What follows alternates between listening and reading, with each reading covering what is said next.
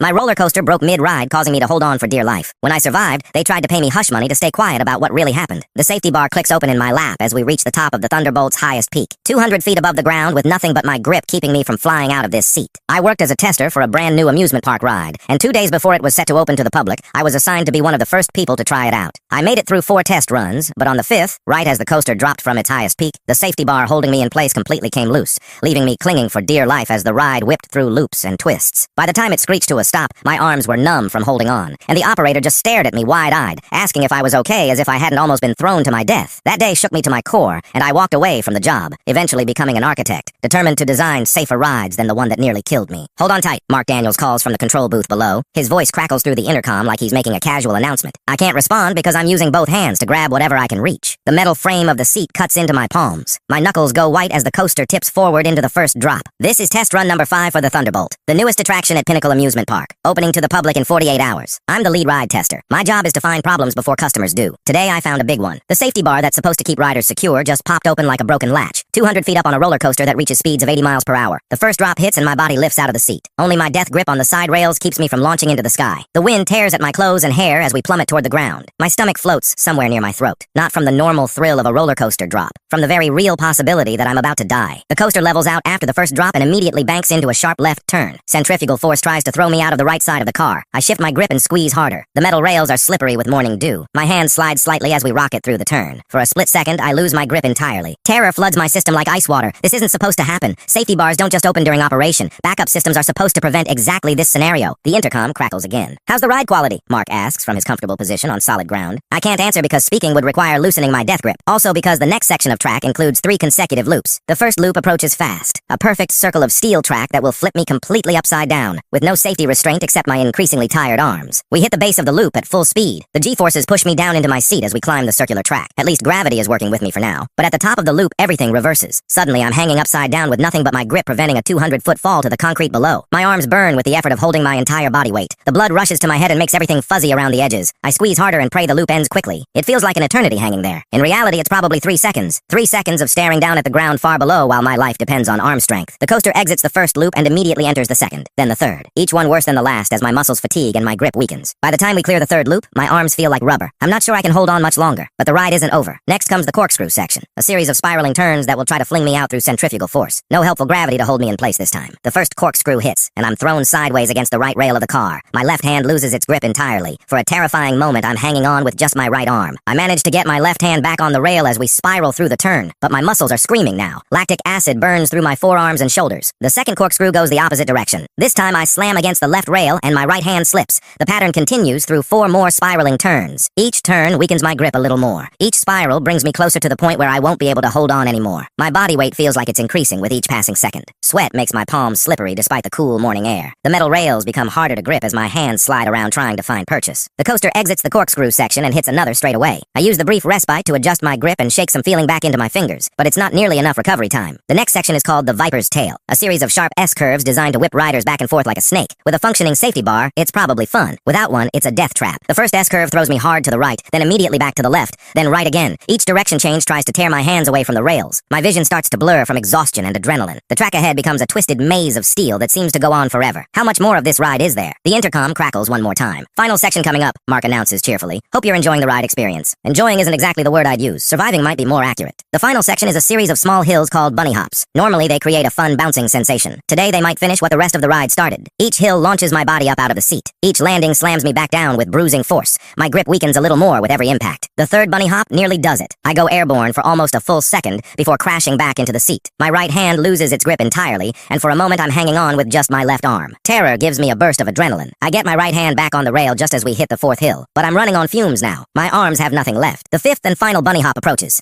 I can see the break zone ahead where the ride will finally come to a stop. Just one more hill to survive. We hit the jump and I go airborne again. This time my left hand slips off the rail. I'm down to just my right arm holding my entire body weight. The landing hits like a car crash. The impact jars my grip loose completely. For one horrifying moment, I'm sliding out of the seat with nothing holding me back. My foot catches on something under the seat. seat, some kind of metal bracket or support beam. It's not much, but it stops my slide towards certain death. I grab frantically for anything within reach. My left hand finds the seat divider between my car and the next one. My right hand gets back on the side rail. The brake zone engages, and the coaster starts to slow. The sound of metal on metal fills the air as the brake pads grab the track. We go from 60 miles per hour to 0 in about 10 seconds. The sudden deceleration throws me forward in the seat. Without a safety bar to stop me, I nearly pitch face first out of the front of the car, but somehow I manage to brace myself and stay put. The coaster rolls to a complete stop on the loading platform. I sit there for a moment trying to process what just happened. My hands are shaking so badly I can barely let go of the rails. Mark appears at the side of my car. He's holding a clipboard and wearing the same cheerful expression he had when the ride started. "So how was that?" he asks like we just finished a casual conversation. I stare at him in disbelief. Did he somehow miss the part where I nearly died 5 separate times during the past 3 minutes? "The safety bar came open," I managed to say. My voice sounds strange and distant like it's coming from someone else. "What do you mean came open?" "I mean it unlocked at the top of the first hill. I've been holding on with my hands for the entire ride." Mark's expression changes from cheerful to confused to horrified. He looks down at the safety bar, which is indeed sitting open in my lap instead of locked across my chest. "That's not supposed to happen," he says helpfully. "No kidding." Mark starts examining the safety bar mechanism while I try to stand up on legs that feel like jelly. My arms are completely numb from the shoulders down. I can barely move my fingers. The sensation of solid ground beneath my feet feels miraculous after 3 minutes of thinking I was about to plummet to my death. The loading platform, usually just a mundane concrete slab, seems like the most beautiful place on earth. "Can you walk?" Mark asks. "I think so." I climb out of the car on unsteady legs. The platform feels solid and reassuring after 3 minutes of thinking I was about to die. Just standing on firm ground makes me want to cry with relief. The other ride testers waiting in line for their turns stare at me with confusion and growing concern. My appearance must be telling the story my voice can't quite manage yet. "We need to shut down the ride immediately," I tell Mark. "Yeah, absolutely. This is a major malfunction." Mark radios the control room to halt all testing operations. Other ride testers who were waiting their turn look confused as they're told to clear the area. "What happened out there?" calls Maria Santos from the exit gate. "She was scheduled to take the next test run." "Safety equipment failure," Mark responds. "We're done for today." I walk slowly toward the control booth trying to process what just happened. The Thunderbolt sits silent on its track looking innocent and harmless, like it wasn't trying to kill me 30 seconds ago. The morning sun casts long shadows across the empty platform.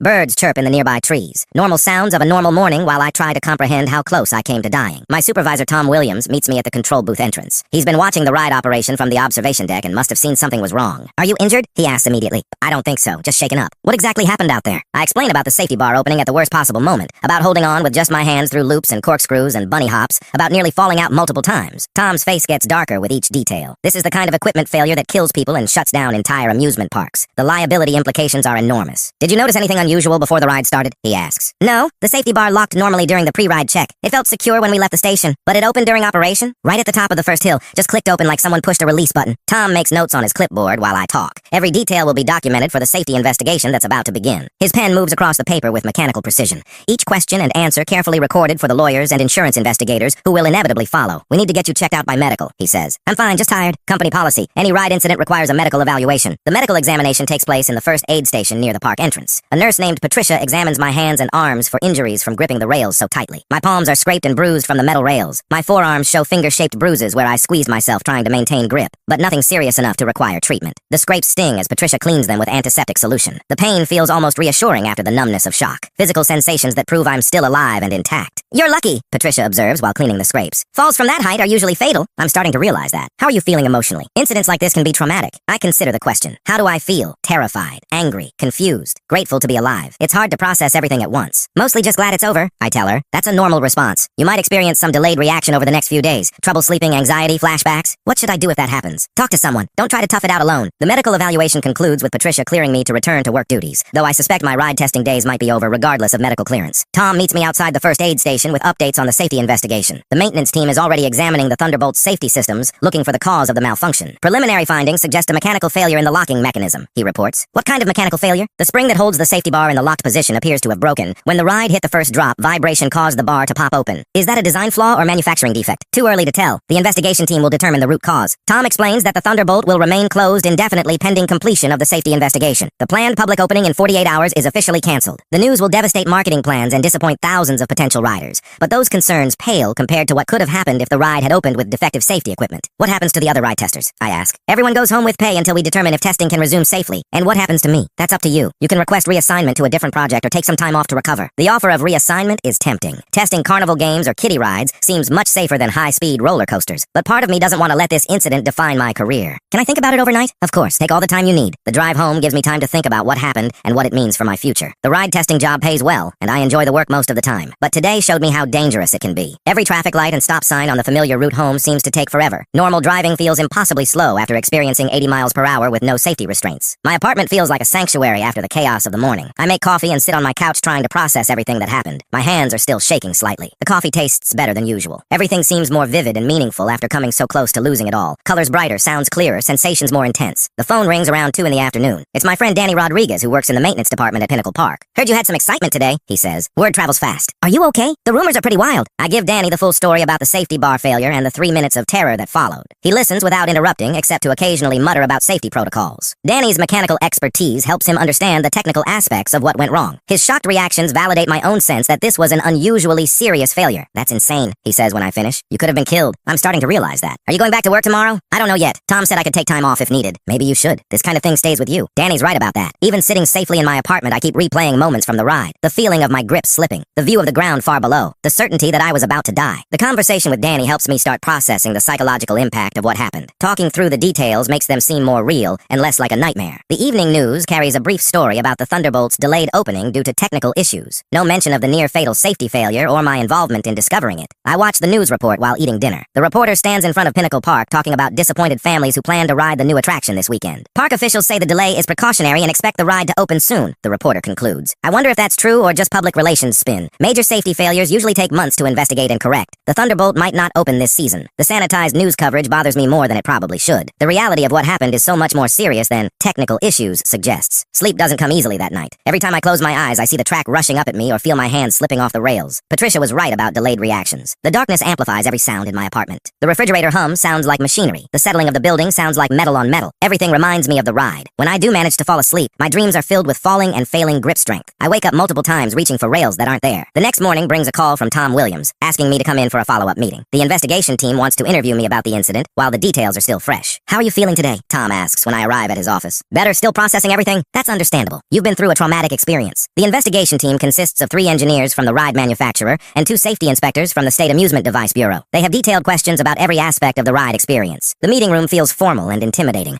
Legal pads and recording equipment spread across the conference table. Multiple copies of technical diagrams and safety specifications. At what point did you first notice the safety bar was loose? Asks lead investigator Amanda Sawyer. Right at the top of the first hill. It just clicked open like a door latch. Did you attempt to close it again? No, I was too focused on holding on. Plus it was opening and closing repeatedly during the ride. Opening and closing repeatedly? I explain how the broken safety bar would sometimes swing back into position during certain parts of the ride, but it never stayed closed for more than a few seconds. That suggests the locking mechanism was completely compromised, Amanda notes. The spring assembly shows clear signs of metal fatigue, adds manufacturing engineer Mike Thompson. This was a gradual failure, not a sudden break. How long was this part failing before it gave out completely? I ask. Hard to say without more analysis, possibly days or weeks. The implication is disturbing. The safety bar was slowly failing during previous test runs without anyone noticing. I could have died yesterday or the day before if the part had chosen a different moment to break. Were there any warning signs during earlier tests? Amanda asks. I think back to the 4 previous test runs I completed on the Thunderbolt. Everything seemed normal. The safety bar locked properly and stayed locked throughout each ride. Nothing obvious, though I wasn't specifically looking for safety bar problems. That's not your job, Mike points out. The pre-ride safety check should catch mechanical issues. But this failure happened during operation, not at startup, Amanda adds. The investigation continues for 2 hours. They ask about everything from weather conditions to my physical position in the seat. Every detail gets documented for their final report. My testimony becomes part of an official record that will influence safety standards for the entire amusement industry. The weight of that responsibility feels heavier than holding on during the ride. When will you know the official cause? I ask as the interview concludes. Full analysis will take several weeks, Amanda responds. But preliminary findings point to a manufacturing defect in the spring assembly. What does that mean for other rides using the same safety system? We're recommending immediate inspection of all similar restraint mechanisms nationwide. The scope of the potential problem is staggering. Hundreds of roller coasters use similar safety bar designs. If there's a manufacturing defect, thousands of riders could be at risk. Tom walks me back to my car after the investigation interview. He looks tired and stressed from dealing with the crisis management aspects of the incident. How are you holding up? I ask him. It's been a challenging 24 hours. The media is starting to ask questions. What are you telling them? As little as possible until the investigation concludes. And what about the ride opening? Canceled indefinitely. We can't open a ride with known safety issues. Tom explains that Pinnacle Park is facing significant financial losses from the delayed opening. The Thunderbolt was the centerpiece of their summer marketing campaign. Without it, attendance projections are way down. Is the park in trouble? I ask. We'll survive. But this is exactly the kind of incident that destroys public confidence. What about liability? Could I sue for what happened? That's between you and your lawyer. The company will handle things appropriately. The suggestion to consult a lawyer hadn't occurred to me until Tom mentioned it. I nearly died due to what appears to be a preventable equipment failure. That probably has legal implications. But I'm not sure I want to get involved in a lawsuit. I just want to move on with my life and put this experience behind me. Have you decided about reassignment? Tom asks. I think I need some time off first. This whole thing has me pretty shaken up. Take all the time you need. Your job will be here when you're ready. I drive home thinking about my future with Pinnacle Park. The ride testing job seemed exciting when I started 6 months ago. Travel to different parks, try out new attractions, get paid to have fun. But today changed my perspective completely. Ride testing isn't just about having fun. It's about risking your life to find problems before they kill paying customers. The phone is ringing when I get home. It's my sister Lisa calling from California. Somehow she's already heard about the incident. Mom saw something on the news about an accident at your park, she says without preamble. It wasn't exactly an accident, more like equipment failure. Are you hurt? No, just shaken up, I'm fine. I give Lisa a simplified version of what happened. No point in giving her nightmares about her brother nearly falling to his death. Maybe it's time to find a safer job, she suggests. Maybe. You could always go back to school, finish your engineering degree. Lisa has been pushing me to return to college ever since I dropped out junior year to take the ride testing job. The money was too good to pass up at the time. I'll think about it. Promise me you'll be careful if you go back to that job. I promise. But even as I say it, I'm not sure I will go back. The thought of getting on another roller coaster makes my hands start shaking again. The next few days pass in a blur of phone calls and meetings. The story of the Thunderbolt safety failure leaks to the media despite Pinnacle Park's attempts at damage control. Local man survives roller coaster malfunction, reads the headline in the morning paper. The article includes quotes from safety experts calling for stricter ride inspection standards. My name is mentioned in the article despite my request for privacy. Suddenly I'm getting calls from reporters and personal injury lawyers and concerned relatives. This is exactly what we were trying to avoid, Tom says when he calls to apologize for the media attention. It's not your fault. These things have a way of getting out. How are you handling all the attention? Not great. I might disconnect my phone for a while. The media attention dies down after a few days, but the personal impact lingers. I'm having trouble sleeping and experiencing anxiety attacks at random times during the day. Patricia from the medical station was right about delayed reactions. The full psychological impact of nearly dying is hitting me now that the immediate crisis has passed. I make an appointment with a counselor who specializes in trauma recovery. Dr. Jennifer Walsh has experience helping people process life-threatening experiences. Her office is located in a converted house near downtown. Comfortable furniture and soft lighting designed to put people at ease. The kind of place where it feels safe to talk about difficult things. What you experienced is called a near-death event, she explains during our first session. It's normal to have ongoing emotional reactions. I keep replaying it in my head, especially the moment when I thought I was going to fall. That's called intrusive recall. Your brain is trying to process a traumatic memory. How long does this usually last? It varies by individual.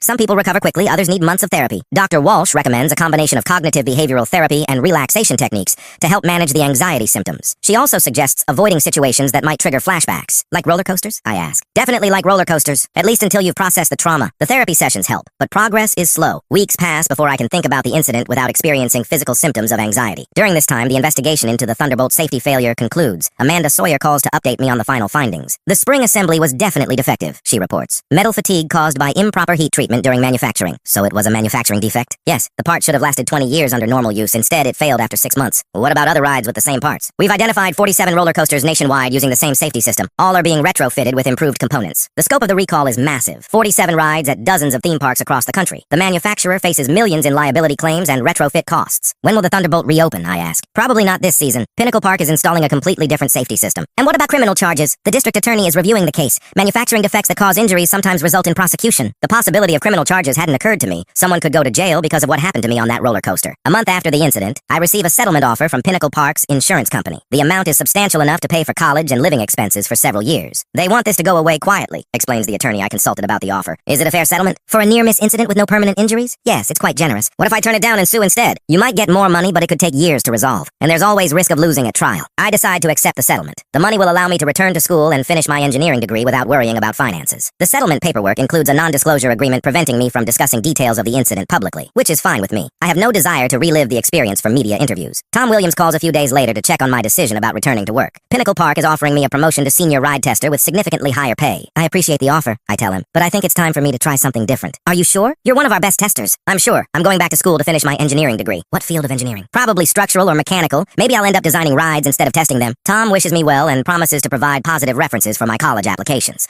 My time at Pinnacle Park is officially over. Returning to college feels strange after 2 years in the working world, but the settlement money makes it possible to focus on studies without worrying about part-time jobs. I enroll in structural engineering courses with the goal of specializing in amusement ride design. If I'm going to work in this industry, I want to be on the safety side of the equation. The university campus feels different than it did when I left. Younger students rushing between classes with backpacks full of textbooks, professors conducting research that seems increasingly relevant to my goals. Why structural engineering? Asks Professor Robert Martinez during orientation week. I want to design rides that don't try to kill people. That's an unusual motivation. Most students are drawn to the glamorous aspects. I've seen what happens when safety systems fail. It's not glamorous. Professor Martinez teaches a course on structural failure analysis. His expertise includes several famous disasters caused by design flaws or manufacturing defects. His office is filled with photographs of collapsed bridges and failed buildings. Each image tells a story about what happens when engineering goes wrong. Would you be interested in guest lecturing about your roller coaster experience? He asks, after learning about my background. Maybe, if it helps other students understand why safety matters. The guest lecture takes place during my junior year. Standing in front of 30 engineering students, I tell the story of my near-death experience on the Thunderbolt. The spring that was supposed to keep me alive failed due to improper manufacturing, I explain. One small part,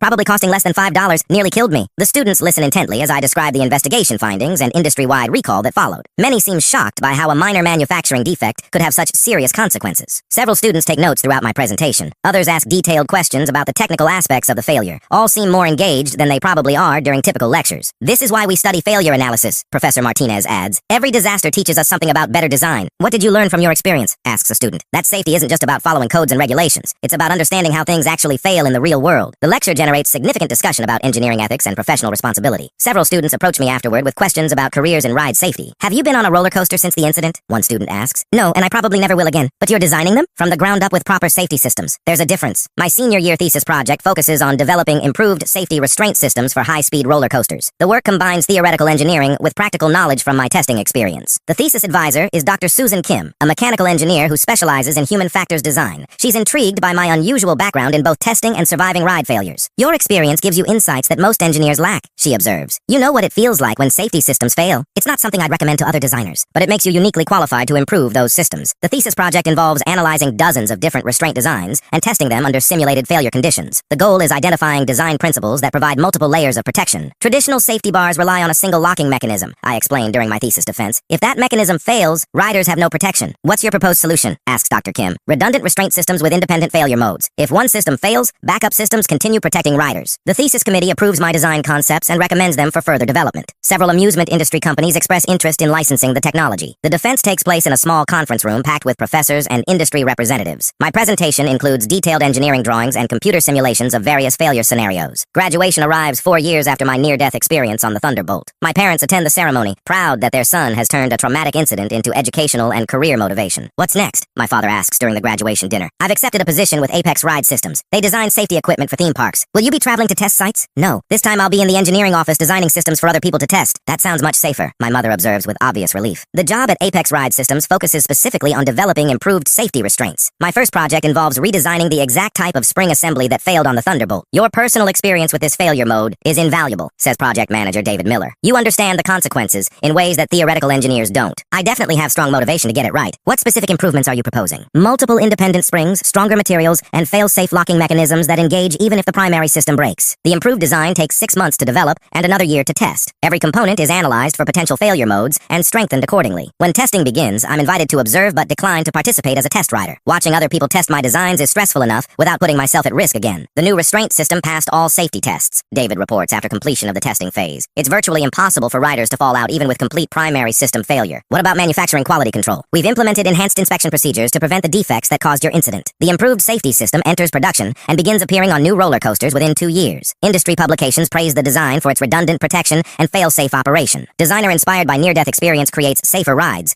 reads one trade magazine headline. The article includes a brief mention of my Thunderbolt experience without violating the non-disclosure agreement. 5 years after my graduation, I'm promoted to Chief Safety Engineer at Apex Ride Systems. The position involves reviewing all new ride designs for potential safety issues before they're built. You've become one of the industry's leading safety experts, observes Dr. Kim during a conference presentation. I had good motivation to learn the subject thoroughly. Do you ever regret leaving ride testing for engineering? Not for a second. I'd rather prevent accidents than survive them. The Thunderbolt at Pinnacle Park finally reopened 3 years after my incident, equipped with completely new safety systems. The ride operates successfully for 2 seasons before being demolished to make room for a new attraction. They're tearing down the ride that nearly killed you, Tom Williams mentions during a phone call. Good. That thing was cursed from the beginning. The new ride they're building has your safety systems. I know. We're designing the restraints. Any interest in testing it yourself? Absolutely not. I'm staying on solid ground from now on. By age 30, I've designed safety systems for over 200 roller coasters worldwide. None have experienced restraint failures similar to what I survived on the Thunderbolt. You've probably saved hundreds of lives through your work, my sister Lisa observes during a family gathering. I hope so. That's the whole point. Do you ever think about what would have happened if that safety bar hadn't failed? You mean if I'd never had the accident? Yes. Would you have stayed in ride testing instead of becoming an engineer? It's an interesting question. My near-death experience completely changed my career trajectory and life goals. Without it, I might still be testing rides instead of designing safer ones. Probably I was having fun with the testing job, so in a weird way almost dying led to a better career? I guess so, though I wouldn't recommend near-death experiences as career development strategies. The conversation makes me think about the unexpected ways traumatic events can shape our lives. My worst day became the foundation for my most meaningful work. The psychological journey from trauma to purpose wasn't straightforward or predictable. Years of therapy helped me process the fear and anxiety, but transforming that experience into professional motivation required conscious effort and deliberate choices. Some trauma survivors become consumed by their experiences. They allow fear to limit their potential and restrict their choices. Others use their survival as motivation to prevent similar incidents from affecting other people. I chose the second path partly because I had the technical background to make a difference. My engineering education provided tools for turning traumatic experience into safety improvements.